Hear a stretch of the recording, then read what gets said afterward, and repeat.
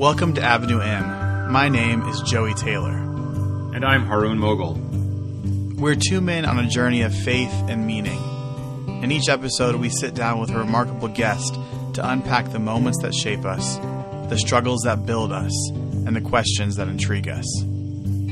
This week's guest, Dr. Steve Brusatte, is a brilliant paleontologist, a New York Times best-selling author, and a consultant on the Jurassic World films, including the recently released Jurassic World Rebirth. Steve was born in Chicago and now teaches and lives in Edinburgh, Scotland. We talked to Steve about dinosaurs and much more. We considered whether our species would recognize an asteroid before it struck. We reflected on the state of American science. We discussed how Steve balances pessimism about America from afar with excitement for a new Midwestern pope. And somehow, we even questioned whether an Avenue M field trip to Kentucky's Creation Museum is called for. I'm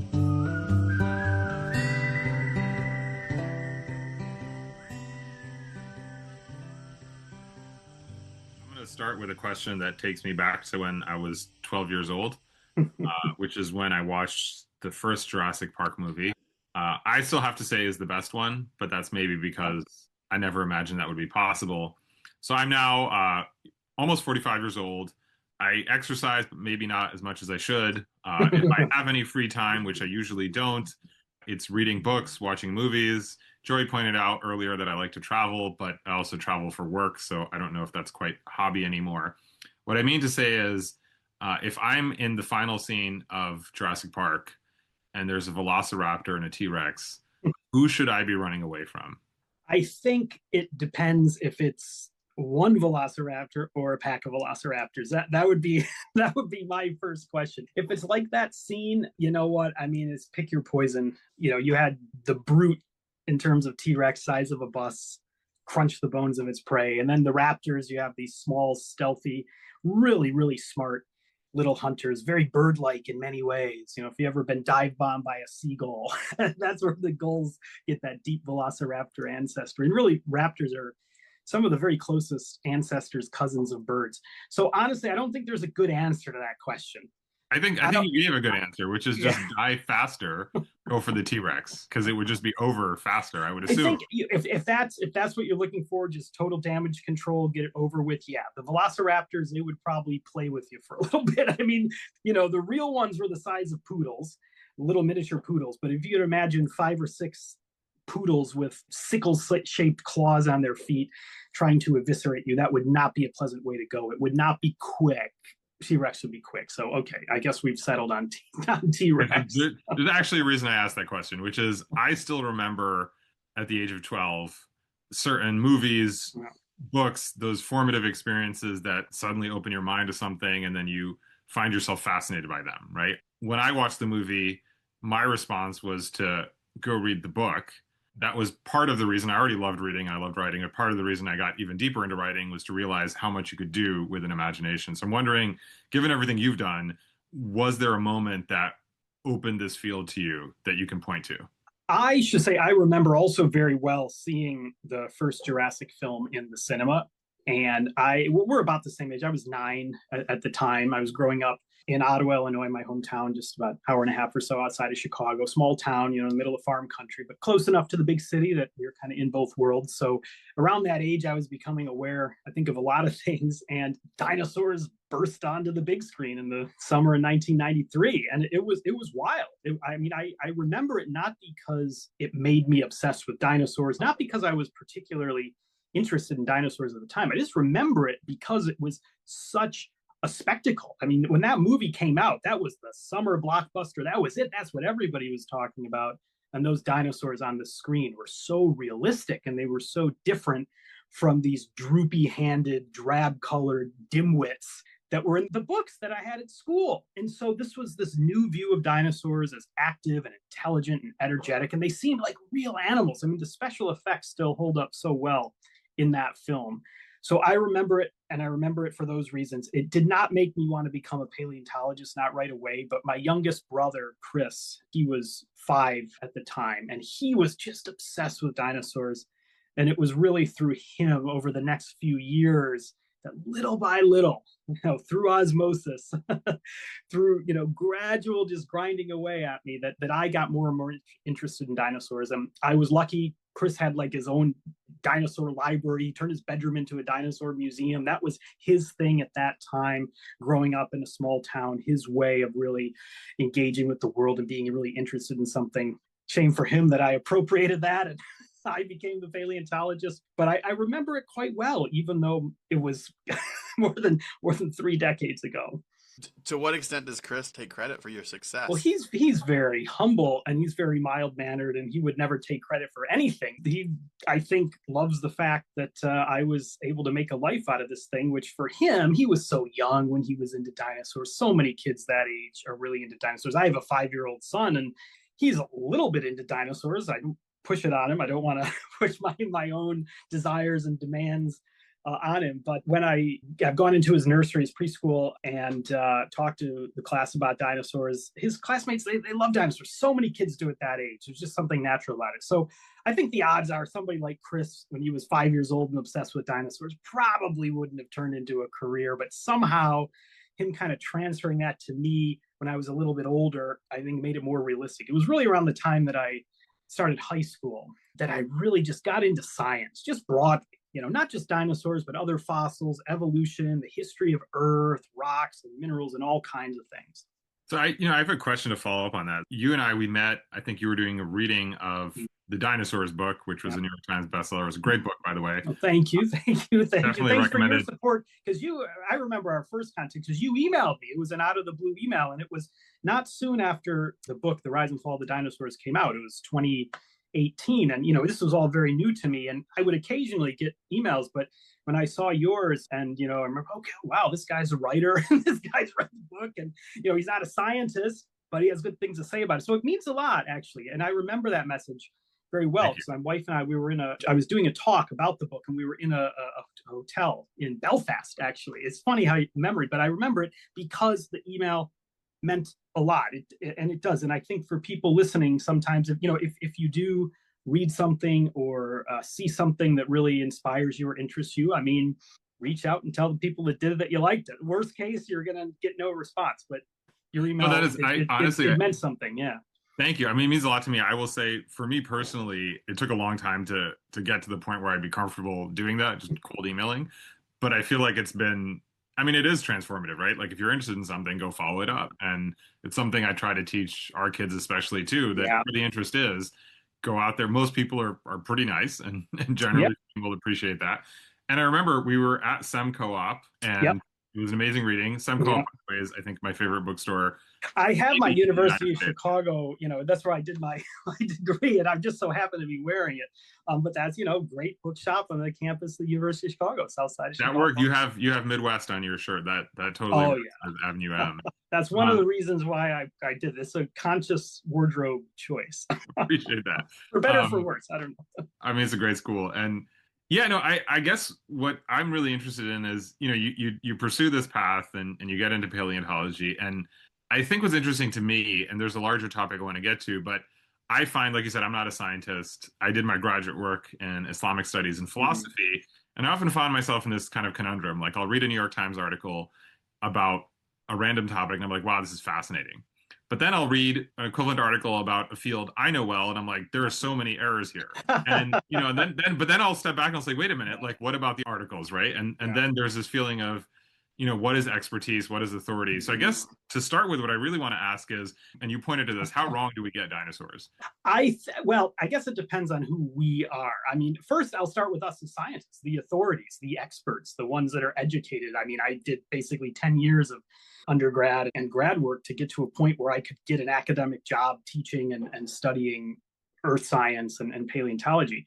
Even folks like us, that this is what we do, we're scholars. There are things we get wrong. There are things that we get wrong because we don't have enough information. We find a fossil and only there's a toe bone and there's a backbone and there's a little bit of the jaw and that's it. And we have to extrapolate. We have to make some hypotheses. We have to try to envision the whole thing. So sometimes we get things wrong just because we don't have enough information. Other times we get things wrong. That's part of of being a scientist. And, as long as you're wrong for the right reasons, that's the key thing. Every expert, every specialist is going to be wrong. I think certainly at this moment in time in our culture, there is a big backlash in many, many quarters against experts, against, elitism. And I think sometimes people do get the impression that experts think they're right all the time. They think they have some secret source of knowledge. Any real expert, any real scholar will acknowledge right away that there are limits to what we can know and that we always have to be mindful of those things. So I would say, if I look back at things I've written about dinosaurs 10 years ago or so, it's not like I've gotten things grossly wrong. It's not like, I said this dinosaur was 300 billion years old. It was actually, 10 years old or something, not at that level, but there's always small things. And that's an important part about science. Science is not a set of facts. Science is ever changing, ever evolving, ever learning. Science is about coming up with ideas and testing those ideas. So every expert, no matter who you are, whether you're a student that's training, whether you're a professor like I am, whether you're in that rarefied air where you're a Nobel Prize winner, whatever it is going to be wrong about stuff at times. So that's the first thing to always acknowledge. I think we got to be honest about that. But as far as like the public perception of dinosaurs, what do we get right? What do we get wrong? I think by and large, what the public sees with dinosaurs is a pretty good impression of what we know, especially because we've learned so much over the last few decades. And I think that does trickle down. Just in the last month alone of the time we're talking here, there have been several new discoveries that have hit the press. And you see news articles about them, both in the traditional media, in the New York Times and the Washington Post. You see a lot of stuff on social media. You see stuff, whether it's on Instagram or X or whatever. You see images of these dinosaurs. These dinosaurs go viral a little bit. And by and large, I don't see a lot of craziness there. Now, I'm not talking about other sciences. I'm not talking about public health. I'm not talking about vaccines. I'm not talking about climate science. That's a different realm. But in a science like paleontology that really isn't politicized, and God willing, it won't be, I really think the picture that people are seeing is a pretty good one. Maybe a little bit bombastic at times, maybe a little bit hyperbolic, maybe a little bit too much attention on the biggest dinosaurs, the toothiest dinosaurs, who would win in this fight. But you're seeing in the public consciousness, in the press, also in the films, like the Jurassic films now, you're seeing much more realistic dinosaurs. And I'm very happy about that. And honestly, I think Jurassic Park in 1993, to circle back there, that's one of the things that really jump-started that. These were pretty authentic, scientifically accurate dinosaurs for the time. The movie makers, they prioritized that. And then that made everybody up their game. And I think we're reaping the benefits of that. It's interesting that you say that paleontology is not politicized, because we're talking to you from Cincinnati, which is a place that is very, very close to the Creation Museum. Right. And so, and in the world that I grew up in, it was quite politicized. Actually. Yeah. No, you're completely right. I guess I mean, in that statement about paleontology not being politicized, I more mean in the current moment, this kind of anti-establishment, anti-elite, anti-globalization moment that we're in, where some aspects of science are, in terms of partisan politics, that become very politicized. I don't think paleontology has. However, certainly, yes, creationism as a movement, and especially American culture, but it's in plenty of other countries, other societies as well, in different guises, depending on the local culture, local customs, obviously the local religions. That is a thing. I mean, I don't know if I would say that's politicizing the fossils so much as just it's a completely different interpretation, a completely different worldview, but I guess it bleeds into politics. And this was happening more about 20 to 25 years ago in the George W. Bush years, where you had a lot of states that were trying to teach creationism. And that culminated in this big court case, the Dover case, where it was reaffirmed that this was a religious viewpoint. It couldn't be taught in science classes in public schools. So if we were speaking 20 years ago, probably I would have a different view. From the vantage point of now, I see all kinds of political chaos, all kinds of grievance, all kinds of victimhood, all kinds of people are out for vengeance. But what social media has done to us in terms of politicizing us. And I don't think dinosaurs and fossils have been drawn into that, at least, and hopefully not yet. It could. I'm dreading that there's going to be some cabinet member, some appointee that's going to take up the cause of creationism, the same way we're seeing people take up all kinds of fringe and strange causes these days. But what I do take a little bit of solace in is there was a study a few years ago that looked at the reading patterns of more left-wing people, more right-wing people. Now, this was a few years ago. It wasn't done like yesterday. So things have changed a lot in the last few years. But it looked at the kind of books that they read in the science world. And it found that it was quite different. Somebody who tended to vote more Democratic versus somebody who tended to vote more Republican would favor very different science books if they went to the bookshop or went to the library. And for more Democratic, more progressive, more liberal, or however you want to say it, leaning folks, it would be, more books on nature, on the earth, on biology.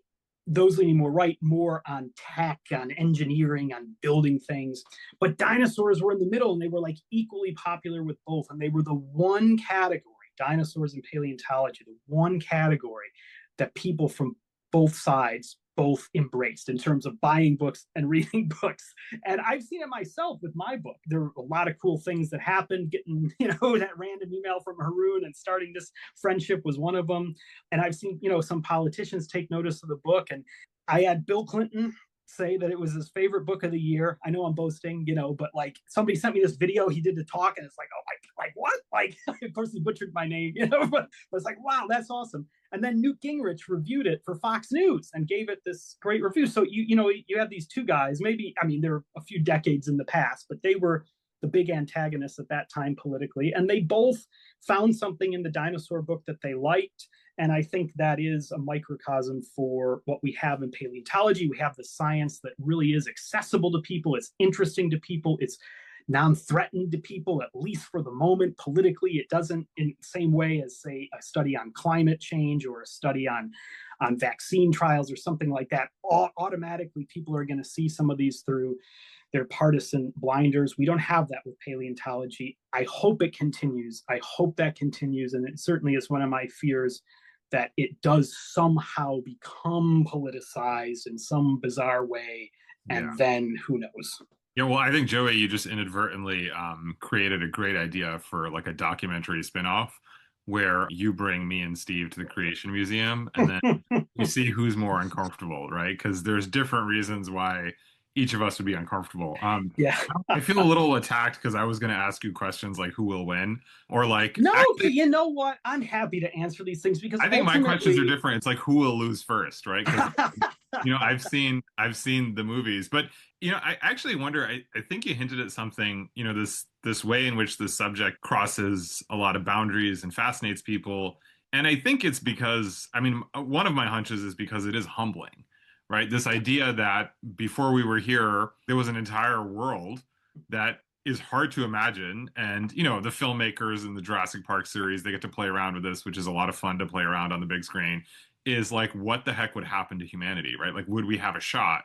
Admittedly, the raptors are a little bit bigger than, they might have actually been. But, I think everyone's brain kind of goes to that. Like, what would you actually do? Like, I live in a suburban street in Ohio, right? Like that would not be particularly plausible if there were occasionally raptors or like pterodactyls. And you know what? The raptors would be coming to Ohio first. Would they? Wait, really? Why? I don't know. Oh, I don't know. Maybe you know something. I don't know. There's something. I don't know. But I would make that more of a Cleveland joke than a Cincinnati joke. And that has to do with sports rivalries and things you can see. It's probably too in the weeds. But I think you're right that dinosaurs are humbling. They are, not all dinosaurs were huge.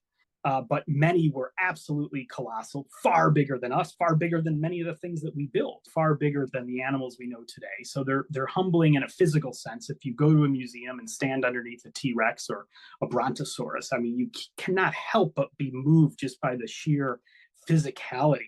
And then, of course, they're humbling in a deep time sense. They were here a long time ago. They ruled the world for a very long time. If you think about it really intellectually, the way I do as somebody who studies these things, I think, well, they ruled the world for 150 million years. And our species has been around for 300,000 years. And you do the math. And that's how I think about it. I think to the average person who doesn't know the dates of all the dinosaurs, I think what comes across is just, look, they lived a long time ago. And as you say, the world was very different then. There were no humans then. We'd yet to enter the scene. The world was not ours. These were the rulers of the world. They had their time. Something happened to them. How could a T-Rex be defeated? But it was.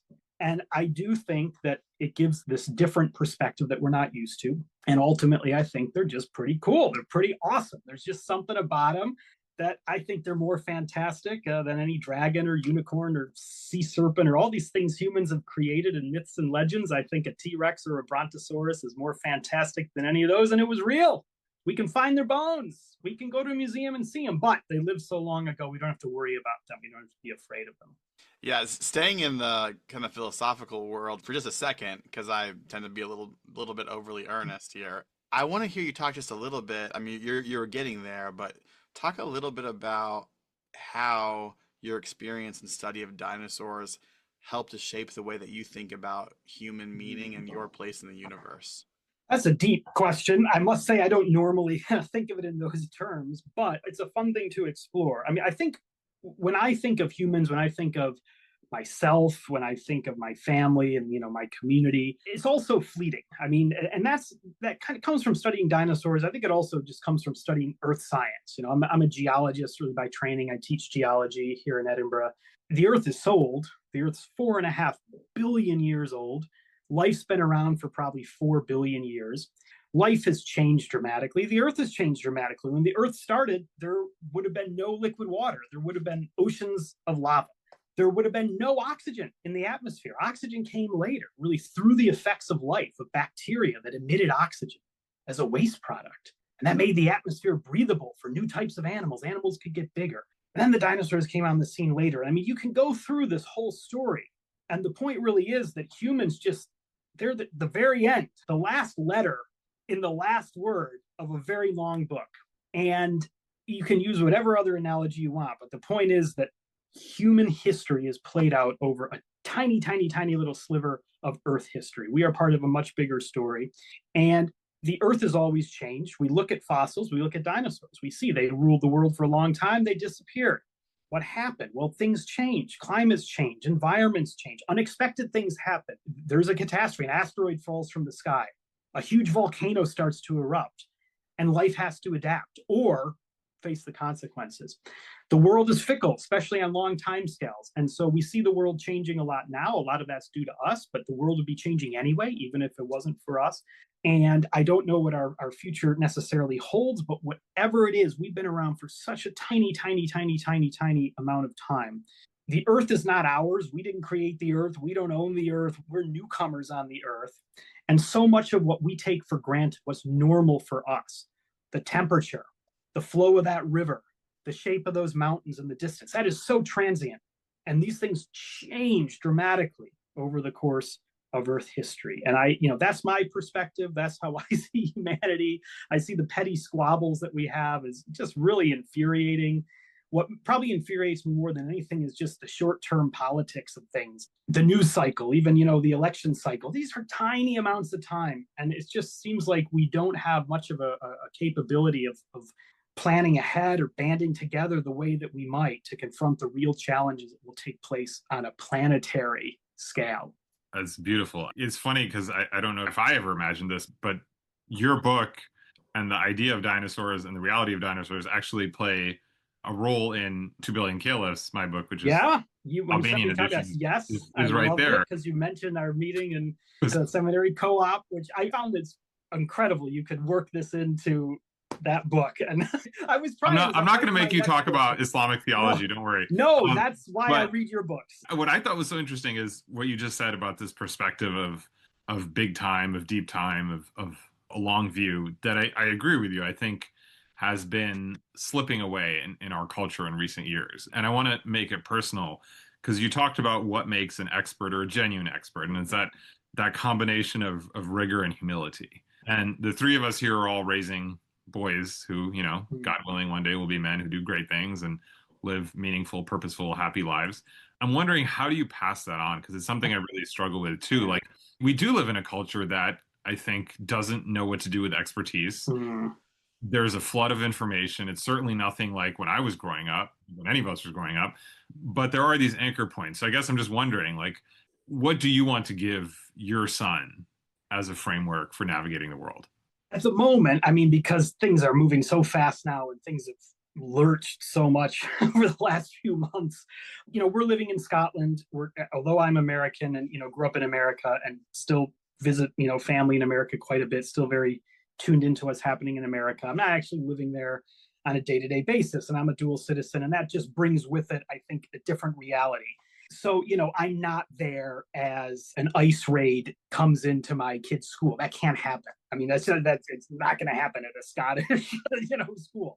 So there are things that I can't speak of as a father, as far as concerns that some fathers may have in America now. But I think by and large, especially seeing, things not only over the last few months, but really my son's entire life. He was born a few months before the COVID pandemic started, and it's really just been a time of upheaval. I mean, the history books, if we all survived to have history books, these years, kind of the 2020 to certainly 2025, we'll see how far in the future. I mean, a time of incredible trauma, a time of incredible grievance, a time of incredible pain.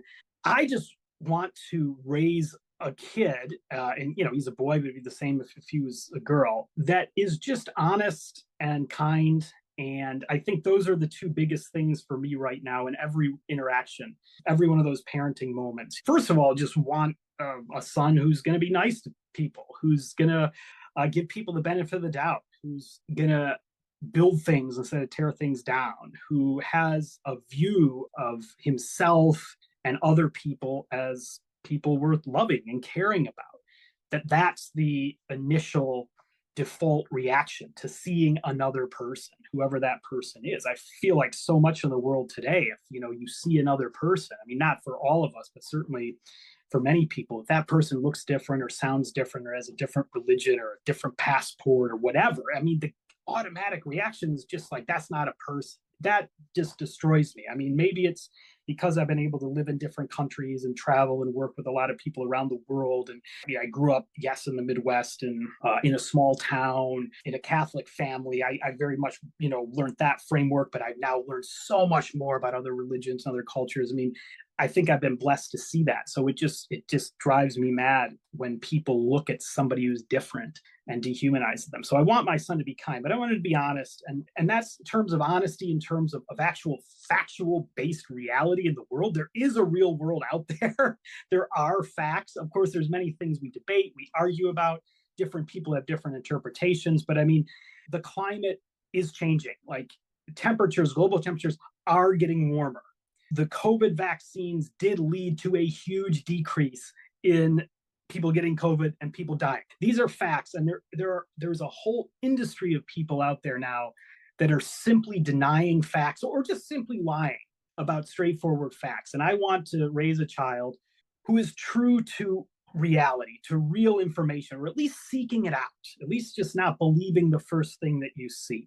But also honesty in terms of values, and in terms of his own view of the world. So a few months ago, he decided to become a vegetarian, which is really interesting. I mean, I'm not a vegetarian. My wife's not a vegetarian. We cook a lot of vegetarian meals. We don't cook meat in every meal, but I mean, we were certainly growing up in the Midwest, we were very much a meat every night, meat and potatoes, meat and vegetables. I mean, that was it. I've diversified my palate since then. I've never tried to be vegetarian. I understand why people do it for, whether it's religious reasons, whether it's health reasons, whether it's environmental reasons, totally respected. But it's nothing my wife and I have ever even talked about. And just one day we're eating dinner. We're actually FaceTiming my parents in America. And Anthony asked my son, he said, these meatballs, they have meat in them, right? And it's like, yeah, and the meat comes from an animal. And yeah, of course, and he knew that by that point, but he was putting the pieces together in a way he hadn't before. And he said, I don't want to eat these anymore. There's some people that don't eat meat, right? And there's, a friend of his in his preschool that doesn't eat meat. We said, yeah, just like your friend. And he said, oh, so you can do that. Yeah, you can do that. Well, I don't want to eat meat anymore. This was about 4 months ago. He has not touched meat since. Now, I don't know if that will last. It doesn't matter. It's his decision. But he came to that realization himself. It was based on some sort of moral code, some moral view of the world that he didn't want to hurt animals. I just admire that tremendously. I think it's incredible. And it's hard to articulate to him at this age. Both my wife and I feel the same. It's like, we're very impressed with you. You saw something you didn't like about the world, and here was a way you could do something about it personally, and you did it simply because that was true to you. And I think to believe in something, to have values, to care about things beyond just the acquisition of money or power, or just to care about things beyond the here and now, of just the little things that we're all consumed with. I want him to continue that way. Even if now we have to cook a separate dinner every night for him. And, if we can't make the same spaghetti, the sauce I would normally make and stuff. But hey, it's all worth it. That's a long-winded answer to that question. But to circle back, I want, kindness and honesty, I think, are key.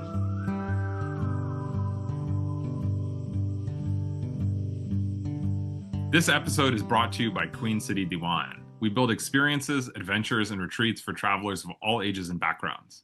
We design journeys so you can take friends and family and make friends and family, because we believe who you travel with and who you become along the way matters just as much as where you go. This September, we'll be in Uzbekistan. In October, we're leading a remarkable pilgrimage across Saudi Arabia. And in January, we're offering a leadership retreat exclusively for college students, a journey across Andalusia, helping students connect with their heritage, discover their purpose, and realize their incredible potential. Visit queencitydiwan.com to find out how you can join an unforgettable adventure with me, your co-host, Haroon.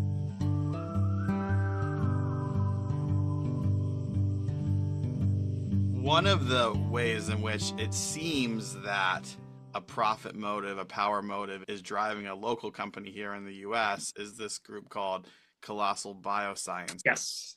And so I wonder if you could just introduce us a little bit to what's happening there. Give us your take on what seems to be modern day Jurassic Park. Yeah. So a couple months ago, this company Colossal, they are a private company, but several academics, several real experts are involved in the company. It's basically a genetics company, a company that works with gene sequencing and identifying issues in genes that may affect health and so on. But they're branching out into many things, basically into genetic engineering.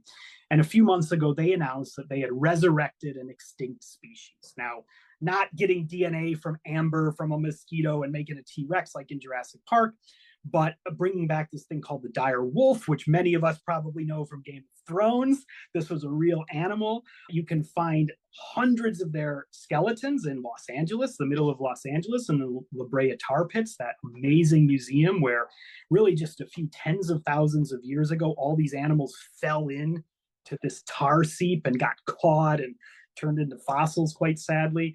But these were real animals. They were very common up till the end of the last ice age. And they went extinct almost certainly as part of this wave of extinction that was caused by humans. The first humans spreading around the world, not just hunting things and killing things, but changing the environments, burning things, affecting the populations of animals, and so on. So the dire wolf's extinct. It did exist. It was real. This company has now said they brought it back to life. It was on the cover of Time magazine. I think that still means something. I don't know anymore, but it was certainly all over social media. You had a lot of the big, podcasters talking about it. Within probably a few hours of when that was announced, I got a message from the producers of Piers Morgan's show, his YouTube show, to come on and talk about it. Because I work with the Jurassic World films, because I'm the science consultant for those films, I think they said, it's bringing extinct things back to life. This guy can talk about it. I turned it down. Which I do. If somebody asks me to talk about something I don't know a lot about, I'll turn it down. Now, I realize I'm talking about it now, but I've learned a lot about it since. This was in the first few hours. So the public around the world took note of this. It was a big story. Now, curiously, just a few weeks ago, in something that was barely reported in the press, but it was, I believe it was the CEO of Colossal, basically acknowledged, we didn't bring back something that was extinct. So there was this big burst of bombastic headlines about it, and then a little bit later they walked it back. The thing is, what they did is we do know the DNA of dire wolves. These dire wolves, including the ones that fell into the tar pits in Los Angeles a few tens of thousands of years ago, that was so recent, there's still DNA in those bones. A T-Rex died so long ago, nobody's ever found any DNA. It just breaks down over time. But a few tens of thousands of years ago, yeah, you can still find DNA. So scientists, geneticists, not people like me, this isn't my forte, but people that study genetics, they've put together the entire genome of the dire wolf. We know what genes it had. Of course, individuals would vary, but we basically know the same way we know the human genome. What these scientists did, which was I think, really, really interesting, and I think quite an achievement, is they looked into that genome. They saw the places where the genes of this dire wolf differ from modern wolves, genes for things like body size, because dire wolves were bigger, things like hair color. And then they took some modern wolves and they tweaked those genes so that the baby that was born looked like a dire wolf, what we think a dire wolf looked like. So what they did really was tweak the genes of a modern wolf. They didn't recreate an entire extinct species. They didn't acknowledge that's what they've done. It was clear, I think, to the science community right away that's what it was. But of course, this is a company it is a for-profit company. They do many things other than try to bring back extinct animals. They have a profit motive. They also have a motive to be in the news, surely. And this was something that was, a big story. My view is that it was overhyped, and that, they did not bring back an extinct species. What they did was very interesting, and I think a huge technological and scientific achievement to identify these genes in an extinct species and find a way to tweak them and turn them on in a modern animal. I think that's really neat. I think that probably has huge therapeutic and health potential, that sort of technology. But did they bring back an extinct species? No, they didn't. And even they're saying that right now.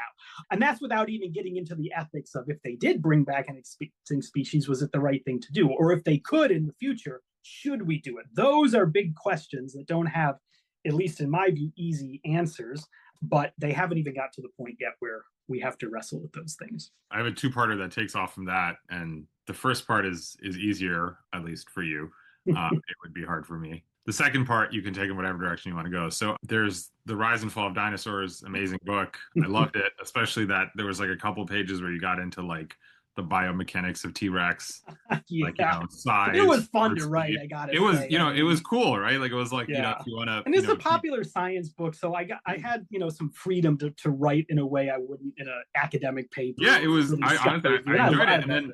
And then when I went to the Okay. mammals book, I think in some sense it hit me in a different way because I didn't expect mammals to be as interesting, right? Like I'm just being honest, right? Because it's like, and you have a description in there of what a mammal is. And the reason I'm saying that is that the sort of layman's understanding that I've always kind of been raised with is a mammal is like if not for our beards, Joey and I would not be mammals, right? Like that it's like hair is one of those things, right? Neither of us is breastfeeding. So like that's not, basically Joey, we might not be mammals, right? So I would still, I'm going. Yeah, you're a mammal, so you're again, good. I'm a few years younger though, so we'll check back in a few years. No, the top of my head has been cleared for a while. I have me back when you guys are up there with Rogan and the podcast listens in a few. Have me back so I can promote my next books, of course. But no, you'll see, I'll have lost a lot of hair, and maybe I wouldn't be a mammal anymore by popular conception now. But I remember you said mammals, like technically, scientifically, it's something else that makes a mammal a mammal. Yeah.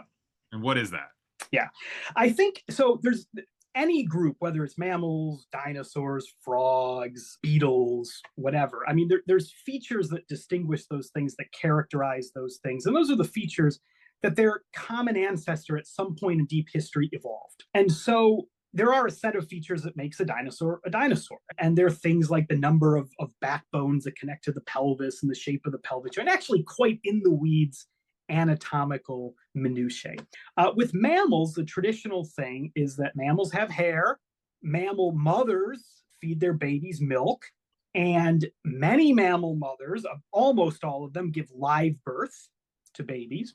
And then there's things like molar teeth, these complex teeth we have with lots of peaks and valleys and ridges and so on. Those were the things that traditionally were said to make mammals mammals. And that's absolutely true. If you compare any mammal, whether it's us, whether it's a bat, whether it's a monkey, whether it's a horse, we all share those things. And birds don't have those things, lizards, crocodiles. So among modern day animals, those are the things that make mammals mammals. Where it gets a little bit maybe trickier is where you go back in the fossil record and you don't know, hair doesn't preserve its fossils quite easily. How in the world could you know if a mother was, producing milk or not? And these things become a little bit tricky. But by and large, those are the things that make mammals mammals. But key to that, really key to that, and I think something that, I think if you went out on the street, I would never do this because it would be so weird, but you get your clipboard out, you start taking, a survey. What makes a mammal a mammal? I'm pretty sure that most people would say, if they knew a little bit about it or remember what they learned in school, I'd probably say hair and milk. We could do that at the Creation Museum if you want it. Oh, well, you know what? I'd have to reread Genesis there's probably something in Genesis about fur or hair, or I don't know. So there's probably answers we would not anticipate. I do think that by and large, a lot of people say fur and hair, and that's very interesting, hair and milk, because milk is something that, we cannot make that. The three of us cannot do that. That's something that only the females can do, and they only do it when they're nursing, when they are raising a baby. And it was a huge evolutionary invention. Milk was a monumental evolutionary invention because now, all of a sudden, a mammal mother, once they evolved the ability to give their babies milk, they had a food source for their babies. They had a sustainable food source for their babies, a nutritious food source for their babies that they made themselves. So the babies wouldn't have to go out and get food. The parents wouldn't have to go out and forage food. They would, have to eat their own food. The mother has to eat herself in order to make the milk. But, like the mother and father birds often have to go out and get worms or bugs and bring them back to the babies. And of course, in other groups of animals, the babies have to get their own food right away. Mammals found a way around that. And I mean, what an amazing thing to be able to produce the life essence of your baby, to be able to nurture your baby, whether it's hot or cold, whether it's night or day, whether there's been a storm. Maybe those worms aren't out there because there's been a cold snap. What are the parent birds going to do? But a mother can feed her baby milk as long as she can keep herself healthy. That underpins, I think, so much of the success of mammals today. It certainly is something that underpins our large brains, our high metabolisms, our fast growth, those kind of things. Having this ready, nutritious, sustainable food source for babies, it just allows us to do so many things. And I think it's so unusual. We take it for granted. Either, if a mother is nursing a baby, or even just us as adults going to the fridge, getting some milk, it's so unusual. It's remarkable. It's I think even probably more remarkable than anything I can think of a dinosaur doing, except for maybe the birds evolving, wings and flying. But evolving milk, wow, we got to cherish this. Yeah, so that's where I want to take off, and I think you kind of hinted at it in the answer to Joey, and this is, I think, part of the challenge of the moment, and that's where I wanted to kind of get your thoughts. And I know it's kind of putting you on the hot seat a little bit. Feel free to evade however you want, but really, I think for a long time in our species history, we haven't really been able to do that much. Like, we have obviously like a phenomenal impact on the world. But I think that what's around the corner feels like orders of and maybe I'm wrong, but I mean, it feels like orders of magnitude greater than anything we've been able to do before. And for me, like as a person of faith, but also a citizen in a democracy where a lot of these technologies and insights are being developed, I think it raises a really good question of like, what is a human being? Right? Like where is that line? Like I'll give you like a small, like maybe it seems now in light of where we are kind of trivial. Within the Muslim tradition, between Sunni and Shia Muslims, there's a difference of opinion on whether you can get a tattoo. And one of the more conservative opinions is you're not supposed to change your body unless it's for medical reasons or health reasons. But now suddenly, like, we can open a lot of doors, and I'd love to hear from you what you think of that. I think that's a deep question. I would approach that from a couple of standpoints. One would be the standpoint of being a scientist and somebody who studies the natural world. And absolutely, I mean, just really since the Industrial Revolution started, just this quantum explosion of the amount of energy that's available to us to do all kinds of things. Everything in our world comes down to energy. And this energy, unfortunately, mostly has come from fossil fuels and is releasing carbon dioxide that is changing the world the way that a super volcano eruption might have in the past. And that's, I mean, there's many reasons to be concerned about that, but not going down that route for the moment. I think things over really the last 200 to 300 years have just exponentially exploded in terms of human population sizes, in terms of our technologies, in terms of just, the things we're doing, the places we can go, the amount of energy available to us. And I think you're also right that it feels like at least we're on the precipice of another quantum jump that is going to be something in the realm of artificial intelligence, of humans and machines, I don't know, merging together, but having to coexist. Machines that are basically going to have some sort of human-like agency and abilities. I don't know. I'm not a computer scientist. I'm not a futurist. I haven't thought about these things deeply, but obviously this is going to change humanity profoundly in terms of many things. What I hope, first of all, is that it's not going to kill off our curiosity. I think we're starting to see it with just things as basic as these, large language model AI tools. They become really ubiquitous just in the last couple of years. And we have, especially young people, and I have to say, the sort of what I teach at the university, the way that we teach, the way that we assess students and so on, we don't really use these kind of essay style questions that you could just put into Chat GPT or something. But I'm seeing it more broadly, just that people are starting to use this a lot more just for day-to-day things. Oh, write that email to my cousin to have this unpleasant conversation, or automate this text response to my kid as they're asking something after school, or whatever. Just little everyday things. And of course, when Google came in and the large search engines, that made things a lot easier. Of course, we use them. When our phones got sat-nav GPS capabilities, I can barely remember anymore having to know the names of all these streets or have a map in my head. So we're always going to use these new technologies that make life easier, and people are. But I think the difference now is that when we write something, whether it's a book or whether it's just an email or a text message, our brain is thinking. We're being human. We're being creative. We're using our own experiences to communicate something with another human. We're being creative. We're being artistic. Language, speaking, just communicating, that's a form of art, every bit as much as painting or sculpting or drawing is. And I just fear that first, before any kind of rise of the machines and some singularity between humans and computers, that first we're just going to lose a lot of our humanity, a lot of our thinking. What's this going to do to our brains, to our creativity, to our artistic ability? I think we have the potential to maybe not kill off necessarily, but to really wound a lot of what makes us human. So that I'm concerned about that. That also somebody who writes books. I mean, I don't want Chat GPT to be writing my next book. I want to be able to write it using my own experience, my own creative voice. But beyond that, I do worry that some of these tools are going to take away some of the basics of our humanity. What makes us different from a chimp or a whale, or the smartest kind of non-human creatures in the world. Then I think we could certainly get into the philosophical side of things and what our different faiths tell us. And of course, I know a bit about your faith background from your books and just from talking with you over the years. My background is very much as an Italian-American Catholic from the Midwest. And although I'm surely not as devout as I probably was when I was going through confirmation and all of that back when I was in grade school, I'm still involved with the faith and still a member of a church here. It helps me see aspects of the world in certain ways. And it certainly helps build my framework for my view of humanity and what a human life is and what a human soul is and how we should be treating each other. And my own personal view of the world comes down a lot to what I study, what I know about the earth, what I've learned about evolution and environments and nature, but also that framework I have of the bigger picture of the spiritual side. There's a lot there, and I really appreciate the answer, because it's something I've been thinking about a lot too, is that if I feed a document into ChatGPT or Perplexity or whatever, tool it is, and sometimes I do that, is there something I'm missing? Is there something unclear? But what I realize is I can then weigh, different texts using knowledge I've independently gained. To me, it's kind of like if I take a car to a shop and they tell me, hey, your transmission's busted, and I take it to another shop and they say, no, it's not.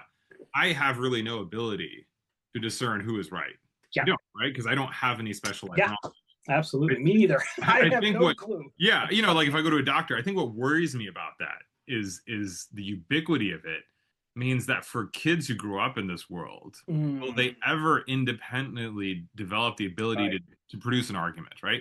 I can use it as a tool and I find it helpful because it just speeds the process along. But to me, it's no different than, you write books, I write books, right? When my editor comes back to me and says, hey, I have 3 questions here. Yeah. I can agree, disagree, we can have a conversation. I can't really agree or disagree with a mechanic or a doctor, right? Like I can't, right? I mean, I could say maybe, I don't feel this symptom, or are you sure? But I don't really have much to go on, right?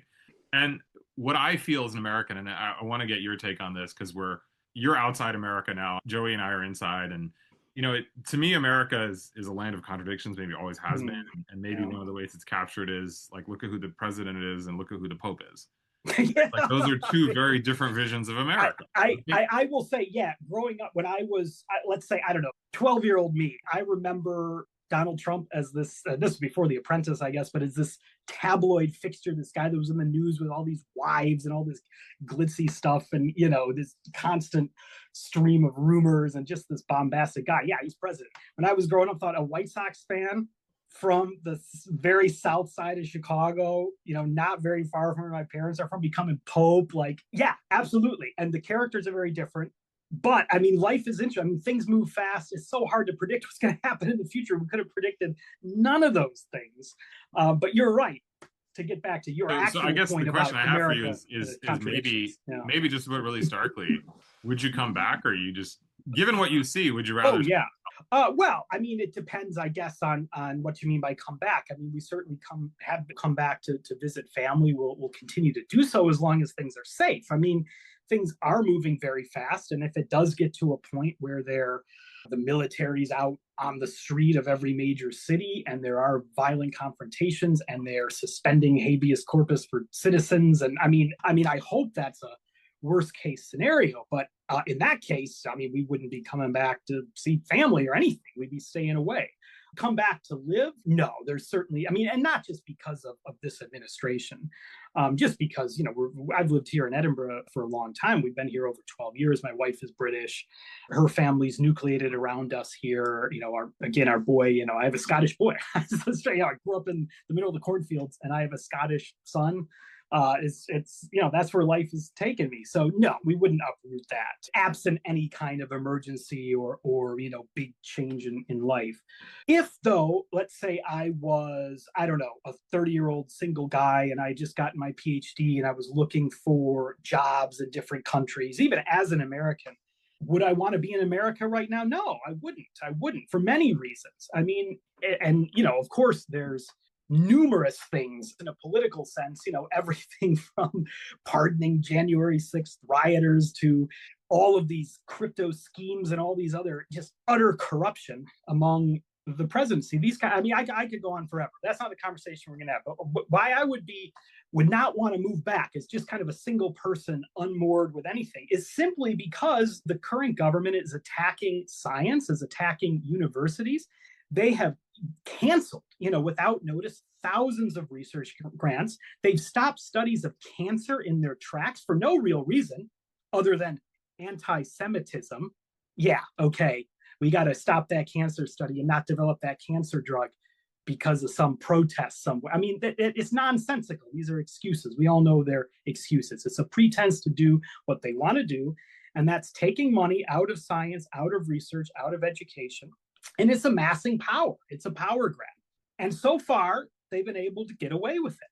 The new budget that's been proposed, these budgets never strictly become law. Of course, Congress has to implement them, although who knows if we'll even have a Congress. They're certainly not really living up to their constitutional role now. But that budget that's been proposed, it cuts science funding in half. Biology funding, it's the National Science Foundation, slashed by 70%. Why? And this is not a lot of money. I can't remember this is a few billion a year. And in the bill that's being debated now, we'll see what happens with it. But there's hundreds of billions just for more ICE agents and more beds in detention facilities. What this administration is saying is that rounding up, detaining, brutalizing immigrants is hundreds of times more important than curing cancer. Hundreds of times more important than trying to understand Alzheimer's, come up with treatments for Lou Gehrig's disease, or simply just to understand how the world works, to do the basic scientific studies that tell us about how the atmosphere works, how the oceans work. Even technology, smartphones, the internet, all this stuff came from government funding of science. And so, no, I would not, as a scientist, as a university scientist, what would I be? I'd be moving to a country and I'd have no scope for research funding. And then I'd have to worry, of course, about at any time, any of our foreign students could just be kicked out. The number of foreign students whose visas are being canceled and so on, people being detained, pulled off the streets. This is really happening. I know this is very far from a conversation on dinosaurs, but this is the reality right now. Now, that's not the reality here. Now, we, of course, have issues in Britain, okay? I mean, we have financial issues. Our university has to, go through some budget cuts now. The economy in Britain has not been growing very fast.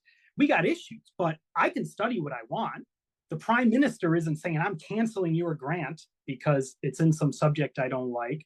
The prime minister isn't saying, oh, yeah, that student of yours from China who's in your lab, they're gone. Visa's been revoked. The prime minister's not saying, oh, I'm going to take away just executive order. I'm going to stop all these cancer studies.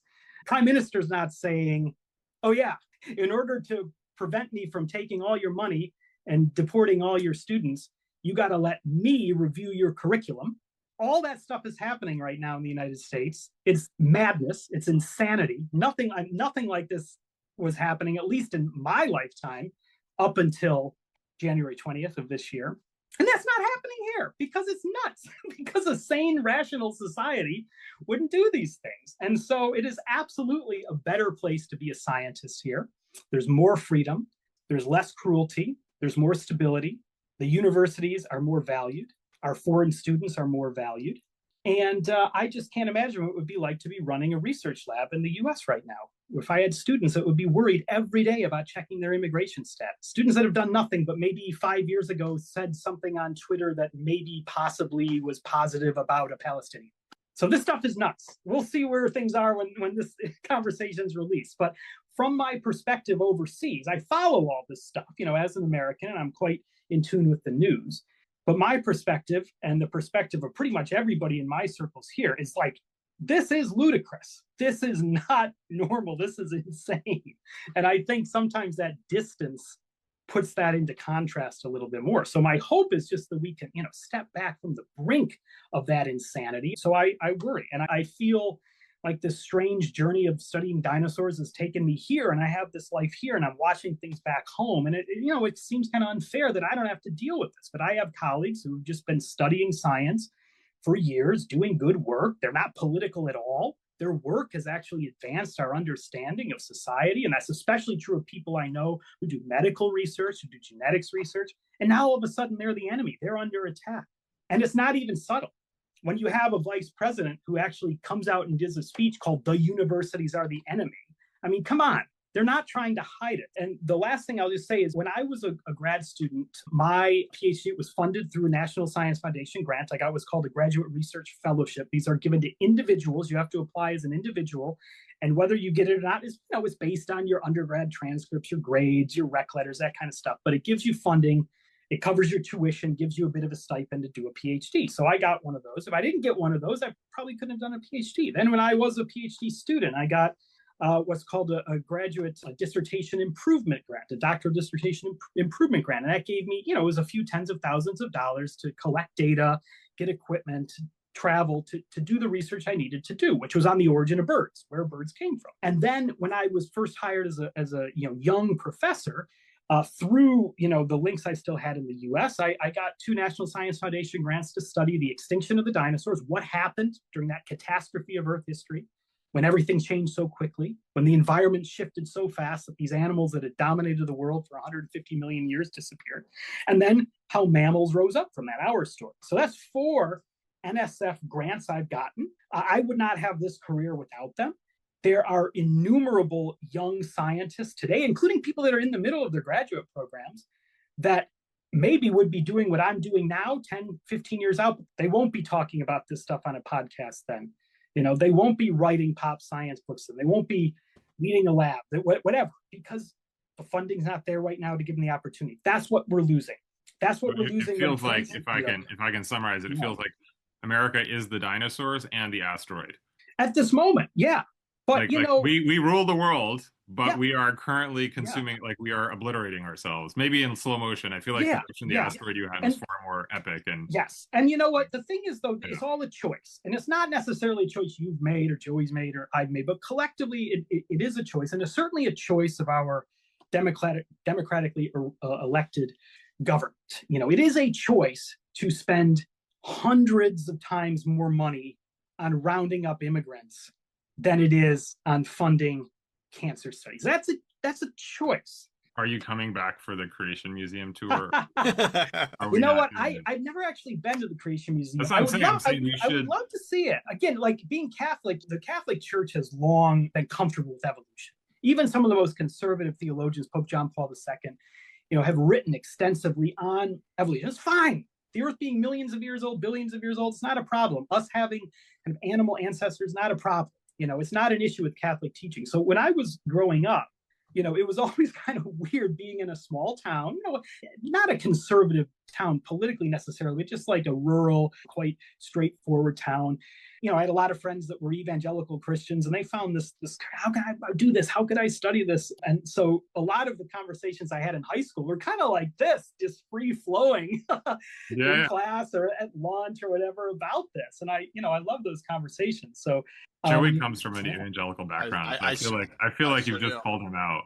No, we both called him out, actually, if I'm honest, I have a question for you, Steve. Yeah. I was thinking this is going to be kind of a lighthearted question, to be totally honest, but in the wake of the recent conversation we've been having, it takes on a little bit different tenor, to be totally real. But, you talked about this moment that happened to the dinosaurs where all of a sudden they were all gone.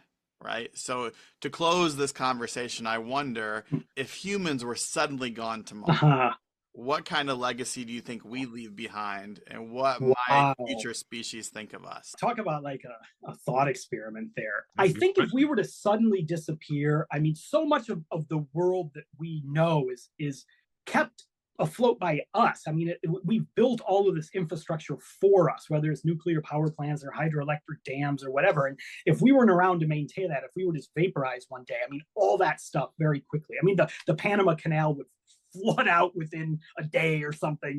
There's a great book called The World Without Us about that. That was written maybe about 20 years ago that I read, and it was just fascinating. And I'm pretty sure that's the title. Alan Weissman, I think, is the author, if I remember, and apologies if not, but you should be able to find it. But it led through a lot of that.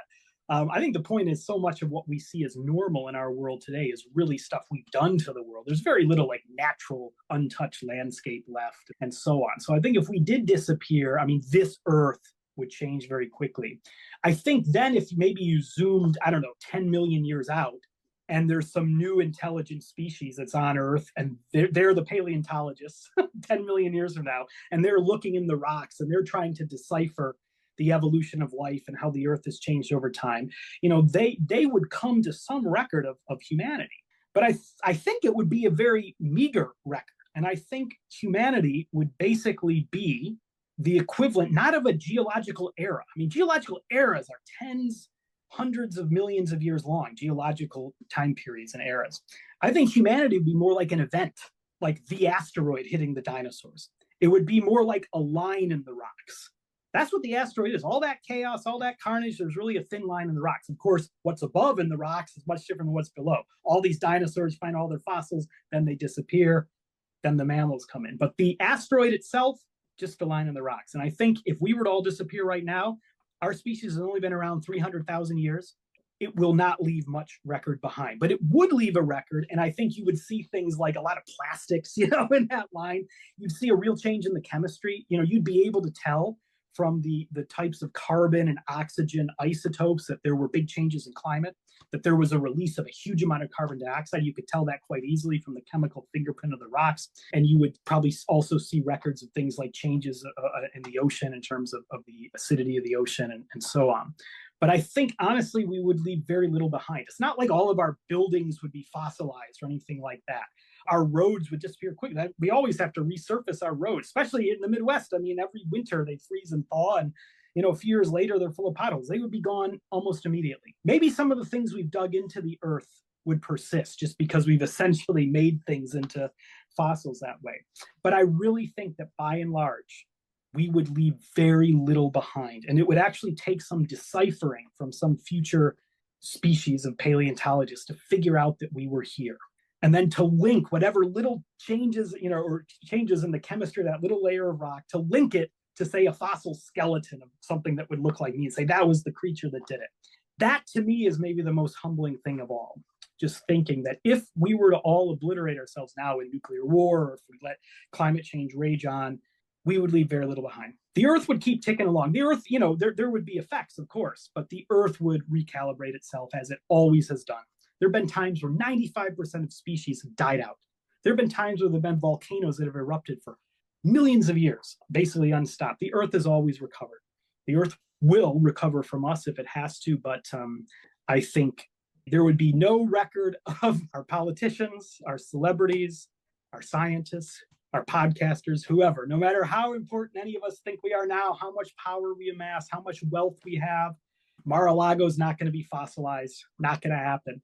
The Kremlin's not going to be fossilized. Not going to happen. You could go on and on.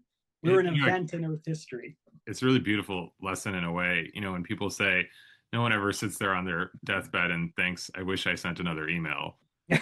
Right. And I think there's something to that, Joe. Actually, I really love that question that, what we remember, what we leave behind is probably not as substantive as we think. Right. It's the kind of moral impacts maybe that get remembered. I mean, if the species is to survive, it seems less about, I wouldn't say less about technology, but more about the choices that inform the technologies we choose to use and maybe choose not to use. Yeah. And, I don't mean to be too pessimistic about humanity either. We are a destructive force on the world. There's no doubt about that. Carbon dioxide is really the thing we produce more than anything. That's our greatest human product. That will show up in the rock record. Future geologists and paleontologists will see that. But we're not just a destructive force. We're capable of so much good. We're capable of so much majesty. Of course, we're capable of so much beauty just in terms of the art, the music of human culture over time. But we're also capable of cooperating, of working together. We can learn from our mistakes. We can learn from the past. We can plan for the future. And there are so many instances in human history where we have confronted obstacles together. We can do this. It's hard, especially in a planet of more than 8 billion people coordinating. A challenge like climate change is just so insidious because we're all part of it. Even if you only drive an electric car, and if you never fly, and if you only eat food you grow in your own garden, you're still part of this global economy. If you have a bank account, you're part of it. If you're in a pension fund, you're part of it. We're just all intertwined in it.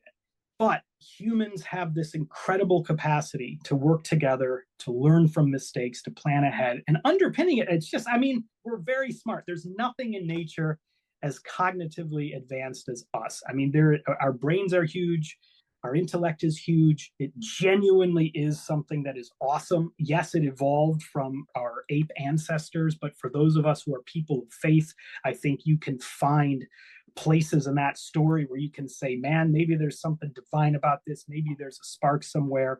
And there is something very special about us as a species. So my great hope is maybe it takes us a bit too much time. Maybe we're a bit too stubborn. Maybe we're a bit too slow with it, too, consumed with our day-to-day life. But when push comes to shove, we get around to it. We find a way out of this mess. The technology is going to be a big part of it. Just better, of course, energy efficient technologies, maybe ways to capture carbon. You can get in the weeds, and these things are far outside of my expertise, but we are going to have to think our way out of it and to cooperate our way out of it. And if any species can do it, it's us. The dinosaurs couldn't do that. That asteroid came down. They had no idea what it was. They couldn't plan for it. They couldn't really adjust to it. They just had to deal with it with the cards that evolution had dealt them. Right, I like that. We can see the asteroid coming. We can be that. Be it, and we can see it. And maybe we wait till the last second, but we find a way to deflect it. That's my hope. I have incredible hope in humanity. I know, a lot of what we've been talking about maybe feels the opposite, but a lot of kind of my despair at the moment is largely because of what's happening politically, what's happening to scientists, what's happening to fellow immigrant. I'm an immigrant here. A lot of my closest friends, students and so on are immigrant. My despair in the moment, if I feel pessimistic in the moment, is because of those things. It's not because of the majesty of humanity. Go to St. Peter's, look at that. How can you not be awed by a species that can do that? Especially when you see a photo of the Pope in front wearing a White Sox hat. What kind of species is this? What world are we living in? There is so much joy to be found. And one of the things that keeps me joyful always is just curiosity about the world, about us, about our human culture, but also the world around us. That's why I love conversations like this, just a chance to sit and chat and talk things through and throw ideas out there and be curious. I hope our curiosity is what breaks us out of this. Thanks for listening, and thanks to Zach Swellbar for recording our theme music. If you enjoyed this episode, please don't forget to like and subscribe, and let us know what questions we should be asking, and who else we should be talking to. Next episode, we'll be talking to Peter Block about aging and death.